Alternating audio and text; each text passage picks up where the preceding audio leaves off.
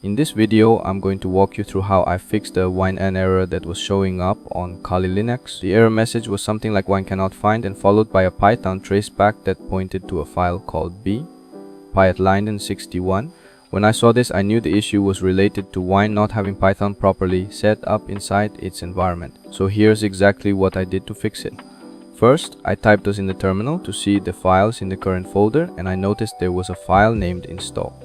I had a feeling it might help with the setup, so I ran it by typing install. After a second or two, the wine configuration window opened up with a message saying wine is being updated, please wait. Once the update finished, it opened the wine configuration panel. In there, I switched the Windows version to Windows 7, and just to make sure it would be compatible. After that, the Python setup window launched inside Wine. I selected the option to install Python for all users and clicked next.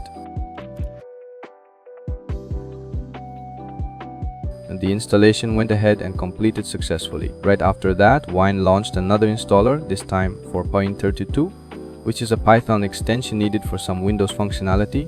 I clicked through that as well, accepted all the defaults, and finished the setup.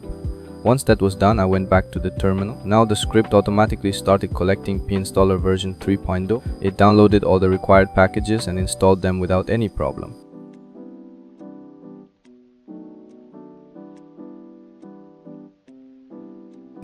Finally, I typed Python.py in the terminal again, and this time it worked. No more wine errors, no missing Python, and everything ran just like it should. So if you're getting that same error while trying to run a Python script through Wine on Linux, and just follow these steps and you should be good to go. And just to be clear, this video is made only for educational purposes. I'm not promoting or supporting the use of any tools in harmful ways. The goal here is to help people understand and fix errors they might face while working with Wine and Python in a Linux environment. And always use this kind of knowledge responsibly.